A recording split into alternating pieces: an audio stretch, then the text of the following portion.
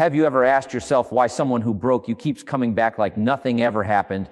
Why do they return with the same charm, the same promises, only to leave you shattered all over again? It's confusing, it's painful, and worst of all, it makes you question your own worth. But here's something you need to hear today. It's not your fault. And if you stay with this message until the end, you'll gain a kind of strength most people never tap into, the kind that finally sets you free. They don't come back because they miss you. They don't return because they've changed. They come back because they feel you slipping away. They sense your power growing, your mind becoming clear, your heart beginning to heal. That scares them, not because they love you, but because they fear losing control over your mind, over your emotions, over the version of you that kept giving even when you had nothing left. Narcissists feed on validation, not love, not connection, just attention. And the moment they feel that attention fading, they panic. That's why they come back. Not with true change, but with temporary charm. They say what you want to hear. They mirror your dreams, your language, your heart. But behind every word is one motive: to hook you again. And once you're hooked, they slowly drain you again. Not always loudly, sometimes quietly, in ways that make you question your reality. And that's the most dangerous part. It's not the pain they cause that breaks you. It's the doubt they plant in your soul. But I want you to remember something. Powerful people don't keep returning to what's weak. They return to what once made them feel strong. They come back because deep down, you were the source. You were the giver. You were the light. And the only way they felt like more was by making you feel like less. That is not love. That is emotional survival for someone who hasn't healed. You may feel stuck in a loop, like every step forward drags you 2 steps back. You may even blame yourself.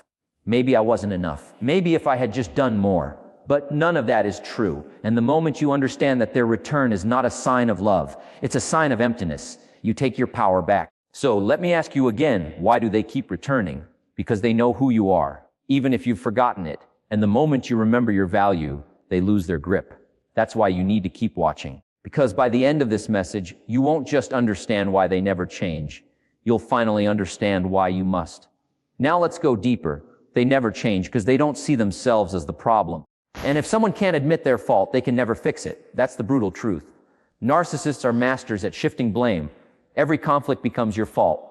Every tear you shed becomes an overreaction. And every effort you make to repair the relationship becomes too much. They make you feel like you're the one who needs to do better, to love harder, to stay quieter. But the truth is, they were never listening. They were only waiting for their turn to speak. Their entire identity is built on the illusion of perfection. They can't handle the thought of being flawed. So instead of growth, they choose defense. Instead of honesty, they choose image. That's why they keep repeating the same patterns, because they are more committed to protecting their ego than protecting your heart. No matter how many times they return, they will keep showing up as the same person in a different disguise, because they don't want to heal. They want to be worshipped. They crave praise, not progress. They want admiration, not accountability.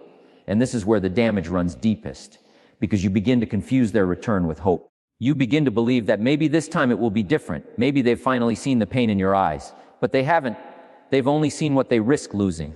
Not you as a human being, but you as a supply of comfort, attention, and power. This is the dangerous part of the cycle. Your hope. Hope is beautiful, but when placed in the wrong hands, it becomes a weapon against you. Because every time you hope again, you open your heart wider. And every time they leave again, they tear it deeper. And still, somehow you keep showing up with grace, with love, with more chances. Not because you're weak, but because your heart is genuine. And that's something they'll never understand. You see, a narcissist doesn't change because change requires pain. The kind of pain that forces you to sit with yourself, to face your wounds, to take responsibility for how you hurt others. But they don't go inward. They escape into lies, into fantasy, into blame. And while you're breaking yourself into pieces trying to hold the relationship together, they're floating through the mess untouched, emotionally detached, distant, unreachable. That's why the cycle never ends, because they are not in the relationship to grow. They are in it to be fed. And when you stop feeding them what they want, validation, submission, silence, they discard you like you never mattered.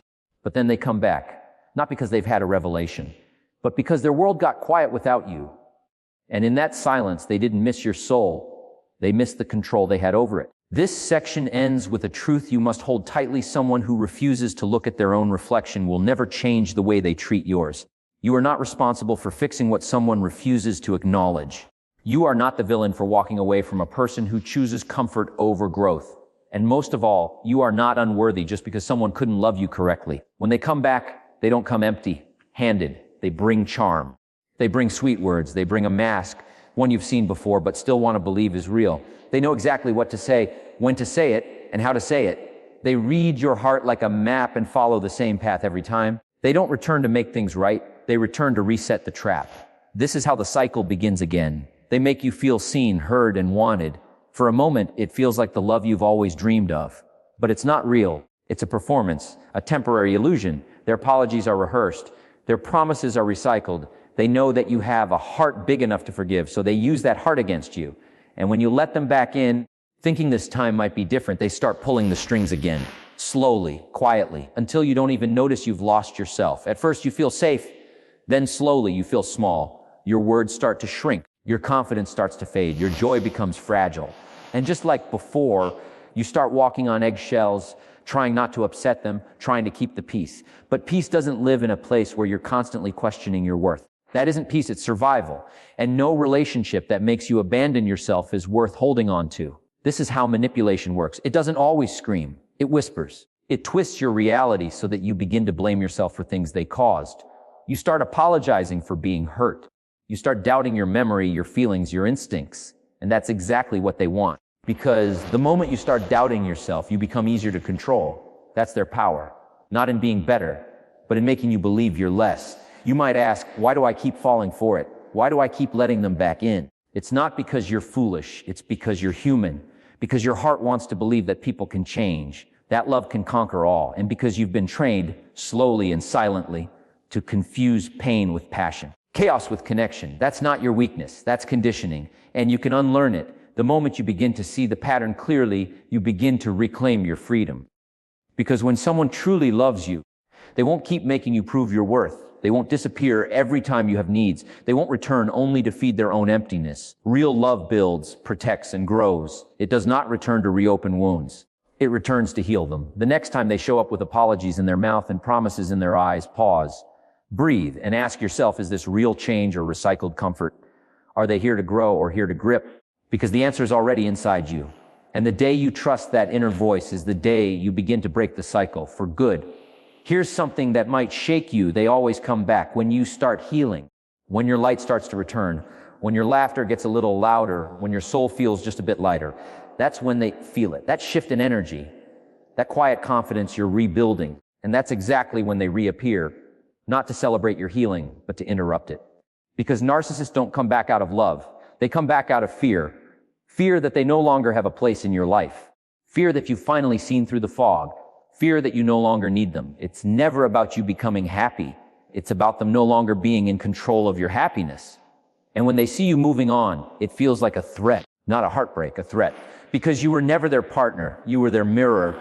The one reflecting the illusion they needed to believe about themselves. But mirrors that reflect truth are dangerous to people who live in denial. And so, they return to dim your light, not always with anger, sometimes with sweet memories, sometimes with, I miss you, or no one ever loved me like you did. But those words are not about connection. They're about access. They want back into your life, not to honor your heart, but to reclaim their comfort. You have to understand, your growth is not something they can celebrate. It's something they need to control. Because the moment you grow beyond their reach, you break their illusion. And they hate that. They hate when you stop needing their approval. They hate when you stop answering their messages. They hate when your silence speaks louder than your pain. Because that silence means they're no longer the center of your world. And to a narcissist, nothing is more terrifying than losing control over the world they once ruled. But here's what they don't know. Every time they come back, and you say no, you grow stronger. Every time you don't answer, you become more grounded. Every time you choose your peace over their chaos, you become more powerful. And eventually, the pull they once had on you starts to fade. The illusion breaks. The mask no longer works. And you begin to see them not as someone who saved you, but as someone you had to survive. It's in those quiet moments of strength that you start to realize you never needed their love. You needed your own. You never needed their validation. You needed your own truth. And you never needed to be chosen by someone who never chose themselves. What you needed was to come home to your own soul. To remember who you were before the manipulation, before the lies, before the gaslighting. You needed to meet the version of yourself that chooses healing over history. That version is still inside you, waiting, watching, growing. This is your turning point.